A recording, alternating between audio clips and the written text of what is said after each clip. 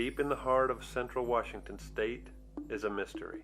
A strange pit claimed to be as deep as 80,000 feet has piqued the curiosity of people from around the nation. It has reportedly been seen by only a handful of people. It grabbed national attention in 1997 when a man calling himself Mel Waters contacted radio talk show host Art Bell on his national talk show Coast to Coast.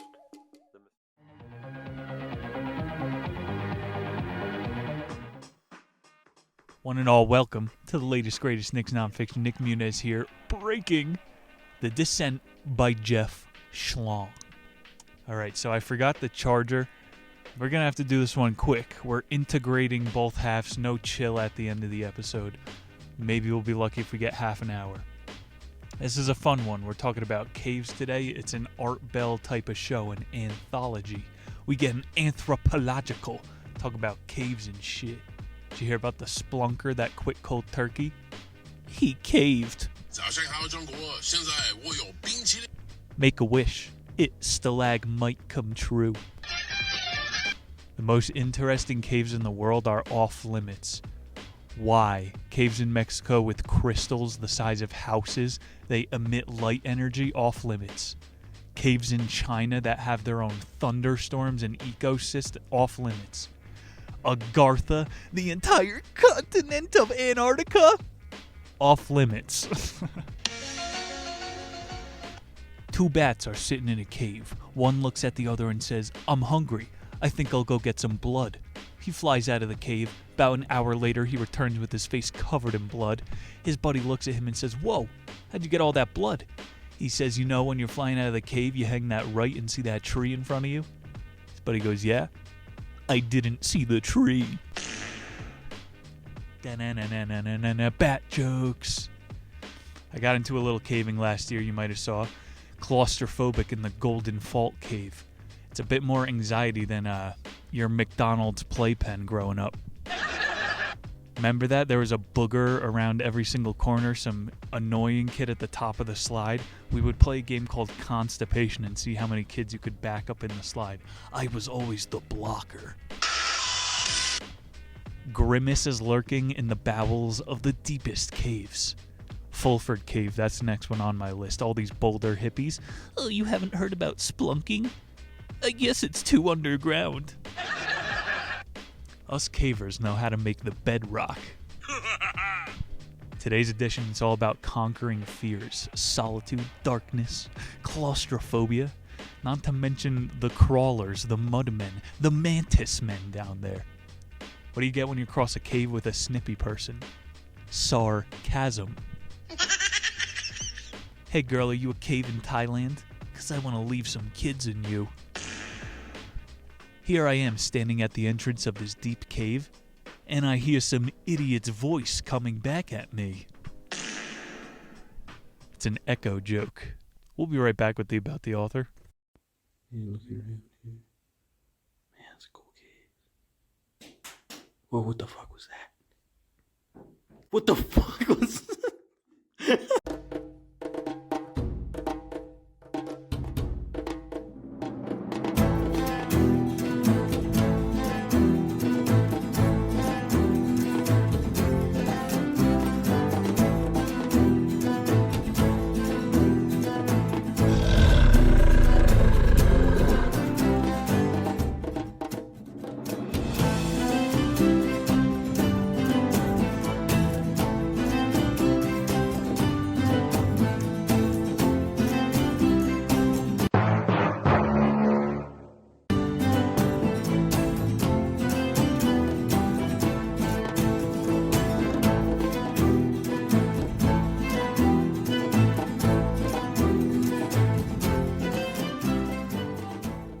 About the Author, Jeff Schlong. Again, I'm sorry, but we're trying to beat the clock today, already down to 94%. Harry shit on Instagram, patreon.com/theniche. Support it so we can go and find out more caves. Bro, when I was in the Colorado Springs Cave of the Winds, one of the fucking guides came up to me. He's going, "Have you ever rappelled before?" Buddy, I repel people every day.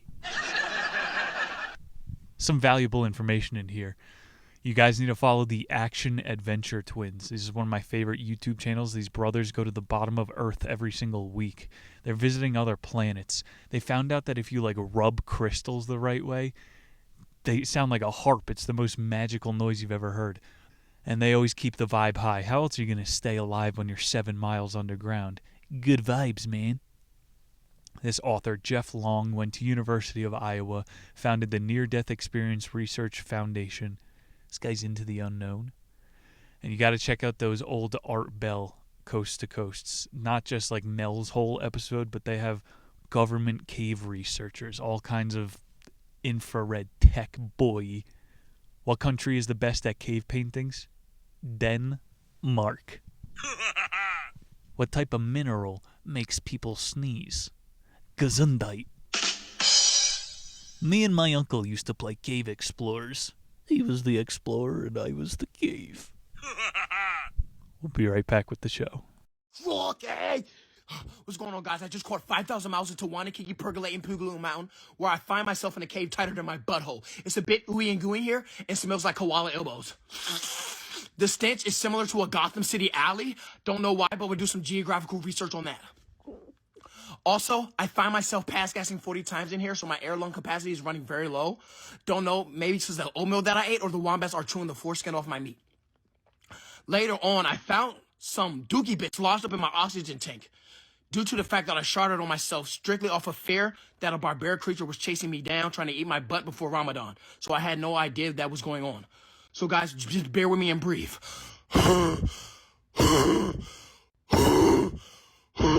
I think I see a gateway passage right here, guys. I'll keep you guys updated. This might be the shortest edition ever. I threw a lip in anyway. Chapter 1 of The Descent by Jeff Long, The Himalayas. 1988, Ike is in the Tibetan Autonomous Region. Quote, the exhausted trekkers huddled in the dark cave. None of them seemed quite ready to focus on the storm beating against the mountainside outside. Spending the night in the cave, these guys come across some glow-in-the-dark paintings. The calligraphy glowed with a soft violet light in the cave's cold bowels. The luminous hieroglyphics reminded Ike of his old dorm wall with their black light posters. You got a John Belushi in black light with a college sweater on. Everybody had the Hunter S. Thompson in extreme close-up. I was a Men Building the Empire Statement poster guy. Quote, Ike had 9 clients here, only 2 of them male. Cave orgy? They were easy to keep straight, so no one's gay in the cave. Good. Their goal was or had been Mount Kailash, the pyramidal giant just east of the Indian border. The problem was somewhere along the trail he'd managed to misplace the mountain. Misplace a mountain? It galled him. They were lost. Beginning at dawn today, the sky had changed from blue to milky gray. The herders had quietly bolted with the yaks. He had yet to announce that their tents and food were history. The first sloppy snowflakes started kissing the Gore-Tex hoods just an hour ago, and Ike had taken his cave for shelter. It was a good call. He was the only one who knew it, but they were now about to be sodomized by an old-fashioned Himalayan tempest. Sodomized. Ike is keeping a cool front. Get it, a weather joke? You weren't ready. Quote, for once, his sixth sense, or whatever it was, had come up short, and that bothered him. He's got to act cool, so he's like the guide. Every job, there's some sort of a grift going on, and he has to pretend that he's mightier than nature. When you join my departure, nothing can ever happen to you. I've conquered nature. Hey, do you see that avalanche up there? Quote, outside the storm went on, horsewhipping the cave mouth. Barely May. It wasn't supposed to be this way. There should have been plenty of time to get around this bit and back to Kailash. The bane of mountaineers, the monsoon, normally didn't spill across the mountain this far north. But as the former Everester himself, Ike should have known better than to believe in rain shadows or schedules. Or in luck. Damn. I gotta steal one of these signs up in the tundra. Self-reliance is essential. It's one of my favorite signs out there. Everywhere signs, do this, don't do that. Watch out for Grimace in the cave. Quote, they were in for it this time. The snow would seal their path shut until late August. That meant he was going to have to buy space on a Chinese truck and shuttle them home to Lavenice. You know, he's going to find a way around this. It's like that Touching the Void book we read last year. Motherfucker dumped his partner, cut the rope on his climbing partner, and he fell into a crevasse. The guy broke both of his knees and he had to splunk his entire way out. Sometimes the only way out is through. They start walking in through the cave. You should know perfectly well, the woman went on. There was no written language in Tibet before the late They're making small talk so they don't scare themselves. Like I'm saying, the twins in the cave. Keep it fucking light, brah. Quote, I spent the last 8 years in Nepal and Tibet watching myself slowly devolve from the golden boy of the Himalayas into one more forgotten surrogate of the American empire. I'd grown old inside. Even now there were days where I felt 80. Next week was my 31st birthday. The mountains will age a man. He's in the recesses of the cave. The group runs into a body. The man's grimace was slightly buck-toothed from mummification. His eyes were calcified to chalky blue marbles. Otherwise, the extreme cold and high altitude had left him perfectly preserved. So the whole time everyone's making small talk, and now they're at Ike's level of fear. None of us should be expecting another day. Mother Nature will teach you that. Ike, he's turning to his people. Quote, he saw 9 pairs of frightened eyes beseeching him from beneath hoods and visors. Everyone had their lights on now. No one was arguing. Why? Wept one of the women. Miss, you're in the alpine tundra, a biome inhospitable to human life. That's why. Ike, he's spending time trying to cheer the people up. And one guy's trying to identify the body. All the world will be in love with night and pay no worship to the garnished sun. That's way out of context. The guy had Shakespeare, like a note in his pocket. So they're going, this body could be preserved for 400 years. Another one. Ike said nothing. He went nose to nose with the gaunt face, hunting for clues. Tell your journey, he thought. Speak your escape.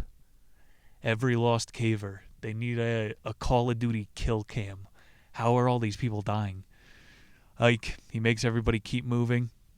He's trying to say he has a 3D map of his brain going, and he's trying to stay as close to the outside of the mountain as possible. They're lost. At last, he reached a plunging shaft and came to a halt. Like an invisible waterfall, a column of freezing air streamed past from reaches too high for his flashlight beam. He held his hand out. The cold current poured through his fingers. A little drafty in here, isn't it? Then, outcrops disturbed the flow of wind. A tiny symphony of whistles and sirens and birds cried, answered back. The air smelled fresh, like the outside of a mountain. Ike filled his lungs with it. A rush of instincts collided and would be called a heartache. In that instant, he wanted what he had never really missed. He wanted the sun. It's written a little too poetic for me. Ike saves the gang at the end of the day. They came across a lost body. What's that movie, Stand By Me?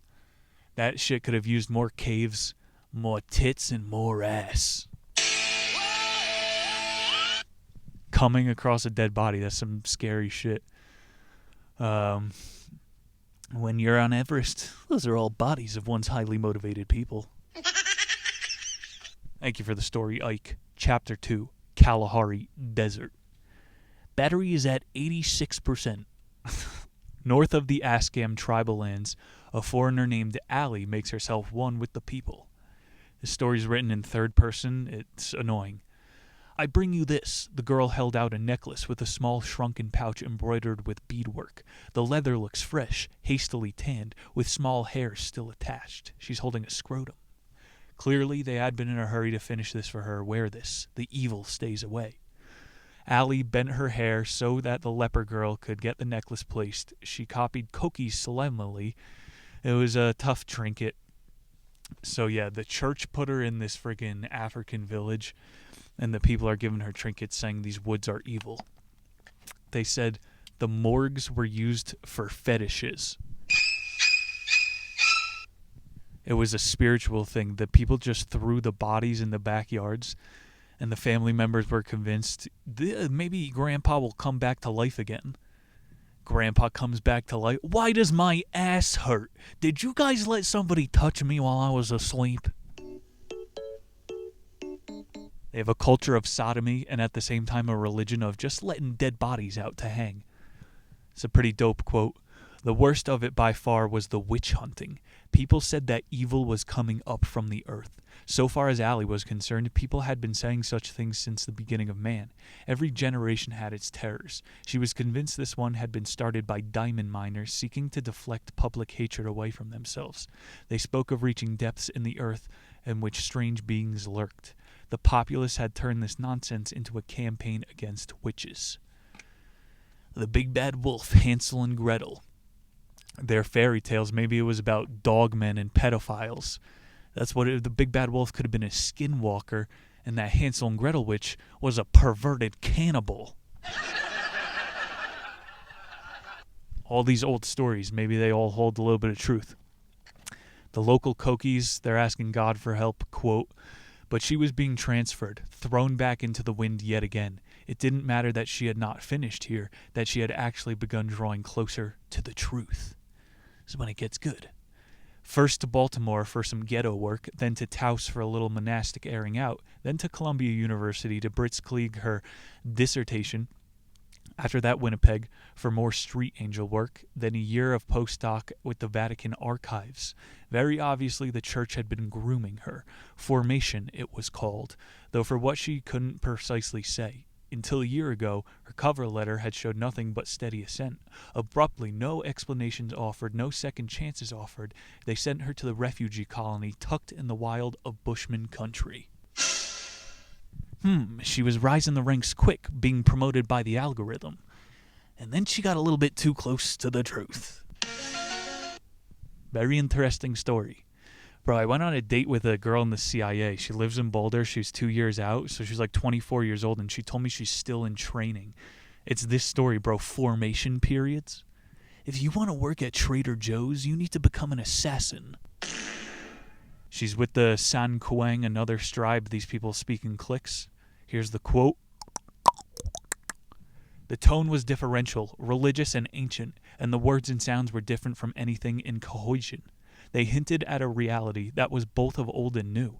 Someone was out there, or had been long ago, or had recently returned, and whoever they were, they spoke a language that predated the historic language of the San. So since we're going fast, let me give you some value. You need to watch The Dark Tower. We're at 74%. The Dark Tower, they do this map in it. Idris Elba draws it out for a kid, and he's like, every period of time is existing right now in your world too. That's what these ancient people are telling Allie. She gets the water cleansed for them, then they're trying to send her to a new tribe. She had been too busy teaching hygiene and caring for the ill and distributing food and arranging the drill for the well. But after a couple of months, she had grown more sensitive to the dwindling numbers. When she asked about it, it was explained away with a shrug, that people just came and went. They're living in a tribe in the middle of nowhere. Allie's like, where are these people going? Maybe it has something to do with the missing food. I was going to make a joke about people in Ethiopia, how their guts are huge. Where are you hiding the food? It's too offensive for most people. I think tribalism only works if people like each other. Like all of these fucking hippie communes, they devolve into Calvinism. Moving on. Quote, when she first had come uponeth them in the bush one day, Allie had thought it was hyenas working over a spring brook. Perhaps she should have guessed before. Certainly it seemed that someone else could have told her. There was a colony of very sick and miserable human beings, even skinnier than the San Kuang. She came across deep in the woods. It was a good story. She looked down into a dike, a ditch, a dam, and she saw a bunch of skinny people look back up at her. And they start launching arrows. There's always a hungrier tribe. The crazier part of that was she was CIA Vatican. Chapter 3, Camp Molly. Now that sounds like a good summer. This one's about a NATO station in Bosnia. So he's like a military missionary, this guy. 1996, 0210 hours. Rain, roads and bridges have washed away rivers that lay choked. Operation maps have to be reinvented. Convoys sat paralyzed. Landslides were carrying dormant mines onto lands laboriously cleaned. Land travel was at a standstill. Like Noah beached upon his mountaintop, Camp Molly, perched high above a confederacy of mud, its sinners stilled the world at bay. Bosnia, poor Bosnia. It was the great mystery in Branch's life, our character, how 22 years after escaping from St. John's to fly helicopters, he'd still believed in salvation. Branch could feel the camp around him, its borders, its guardians. He knew the sentinels were suffering in the foul night, and the body armor was proof against bullets, but not against rain. He wondered if crusaders passing on their way to Jerusalem had hated chainmail as much as these rangers hated Kevlar. He talks about some of the combat that he saw in Iraq. Skeletons broke beneath our Humvee tires. People emerged from ruins bearing flintlocks, even crossbows and spears. Urban fighters had dug up their own plumbing pipes to make weapons. I did not want to save them, for they were savage and did not want to be saved. I'm going to ignore that philosophically. Ramadan is approaching in Beirut. McDaniels is his buddy. He's coming to the fucking base with him. They get assigned to a new mission. They have to guard the entrance of a cave. The UN War Crimes Tribunal had commissioned forensic digs at execution sites throughout Bosnia. The wizards were their diggers. Day in, day out, their job was to make the dead speak. Lots of guys are frequenting the cave. They're like science guys, and they get access to some satellite, McDaniels and Branch. The screen was gorgeous with limey green geography. A computer overlaid the satellite image and radar with a ghosty map. McDaniels tagged the image and keyed a different remote sensor on his computer. This one fed a Predator drone circling at 5,000 feet. The view shifted from thermal to other radiation. Same coordinates, different colors. He methodically worked more variations of the theme. Along one border of the screen, images stacked in a neat row. So he's looking around the cave, and he's going, why does it look like there's living matter inside of the cave? And they use some more advanced imaging. It shows that the cave is composed of 80% nitrogen gas. What the hell could live down there in that? McDaniels and Branch, they think this can't be right. Should we tell the higher-ups or keep it to ourselves? They wind up asking a scientist on base. Animal matter decays. Dead tissue ammonifies. That's nitrogen, in case you forgot. How much dead matter is in that cave?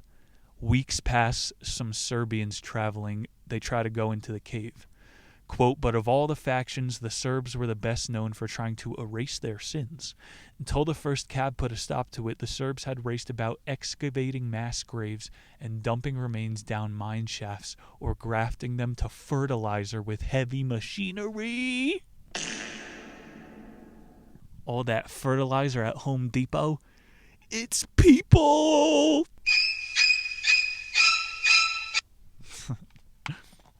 Dead tissue, he's saying, is what some of these Bosnians would use for their plants. McDaniels and Branch, they grab a drink on base to deal with the news. They find this old guy, Chambers, got transferred to their base. They were in Iraq together. After a couple drinks, Chambers starts to get loose lips. Quote, look, he started over. My people located Zulu 4, opened it, spent 5 valuable days excavating the top layer of bodies. That was before this goddamn rain shut us down. This was by far the largest massacre site. There's at least another 800 bodies down there. So far, our documentation has been impeccable. The evidence that comes out of Zulu 4 is going to convict the worst of the bad guys. If we could just finish the job, I'm not willing to see it all destroyed, but goddamn human wolverines. It's bad enough they engineered a massacre, but then to deposit the dead, it's your job to guard that site. In an instant, the universe revealed its depths to Branch. For the first time, he realized that he was a favorite son, and the colonel had hoped in his heart to hand out the division of him someday. Too late, Branch comprehended the magnitude of his betrayals. So it turns into a bunch of politics. Branch is being like groomed by the higher-ups to fucking watch over a mass grave. It's a pretty crazy story. Would you feel betrayed? You've heard all the stories of the Kandahar giant baby. That's some Patreon territory.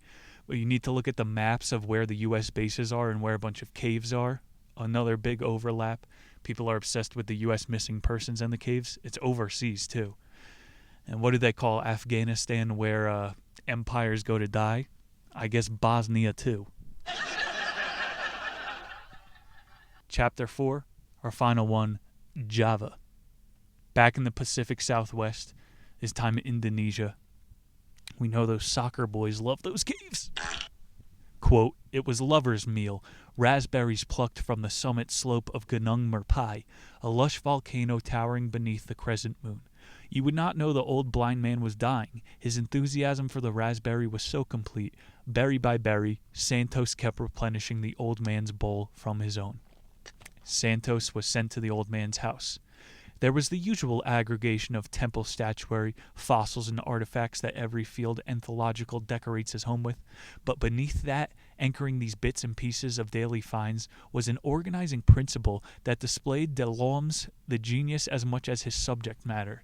L'homme, that's the name of the old man, and the old man knows something about the volcano that Santos was sent there to find out. Santos has some backup with him, some guy named Thomas, and they're like contractors. Quote, Santos turned his head aside. In profile, his fashionable goatee was a flourish upon his exquisite Michelangelo chin. Like all of L'Homme's acquisitions, he was so physically perfect, you wondered if the blind man was really blind. A blind caver? The story's awesome. That's a real Batman. Forgive me, Santos said, but my itinerary is compressed. They have me scheduled to fly out of Jakarta at 5 tomorrow morning. That means I must return to whatever by dawn, and I've already wasted enough of our time by being so late. We'll be up all night, Leon grumbled. You'd think they would allow the old man a little time to socialize. For the next hour, Santos is tending to the old guy. They sit at the table talking about their recent adventures. Finally, they come around to the work at hand. Santos is overseeing an excavation of the volcano. So the top guys are telling him, find out what the blind guy knows. Santos was sitting at L'Homme's right. As he leaned his elbows on the table, he had been waiting all evening for this. Surely you don't call this an excavation, he said. These lower regions within the hillside were especially not to be disturbed. UNESCO mandated that none of the hidden footer was to be exposed or dismantled. The Indonesian government forbade any substance exploration, no digging at all. And so this was a whole story. The U.S. military supersedes the government's or any heritage preservation projects. If there's a terrorist threat and Saddam might be in that cave, we're coming in. Santos is going, well, we got word that there was some strange activity in the cave that the radar is coming up as. The other officer, Thomas, butts in. You know you're not supposed to be down in that cave. You're a trespasser, L'Horme. You'll make it impossible for any investigations to occur. And L'Horme completely shuts down. Santos keeps chipping away. He goes, I'll tell you one more secret. Scholars have counted 8 great civilizations piled here. Now in the space of 3 weeks, we found evidence of 2 more civilizations. Santos is feeling just like a branch at the end of the last story. So he's like, fuck it, I'm going to walk up the mountain with the old man. They start walking up the volcano. They walk the path by flashlight, carrying musty umbrellas wrapped against their bamboo handles. The air was so heavy with water, it was almost not air. Any instant now it seemed the sky must open up and turn to flood. You cannot call these Javanese monsoons rain. They were a phenomena, more like the eruption of a volcano, as regular as clockwork, as humbling as Jehovah. They get to this hidden chamber in the cave full of human sculptures. So Thomas is going, this predates everything. It's so old. Man was still foraging in the trees at this time, inventing fire, finger painting on cave walls. This is what frightens me. These people, whoever they were, they should not have had the tools, the flint, much less the ability to carve stone.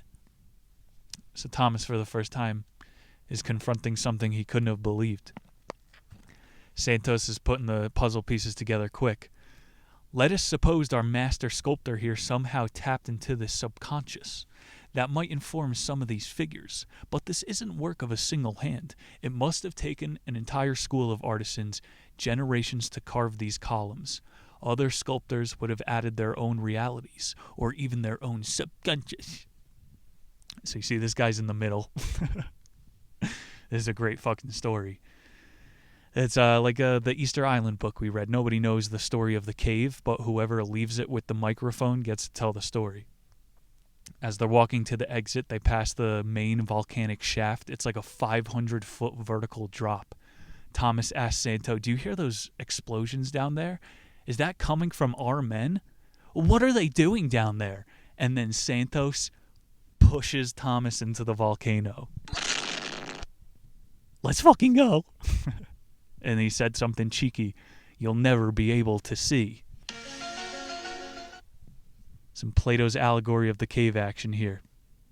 Santos and the old man leave the cave together.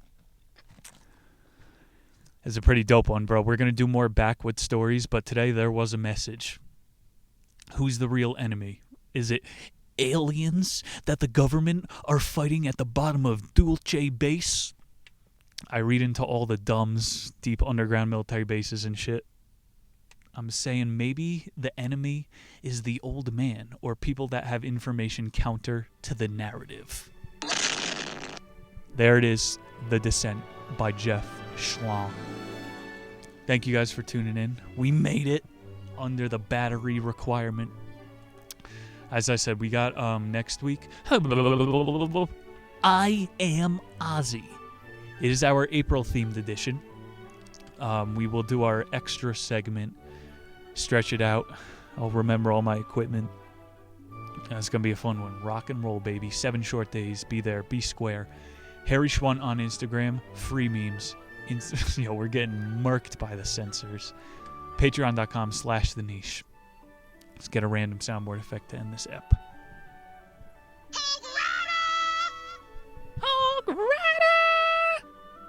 Nick's Nonfiction.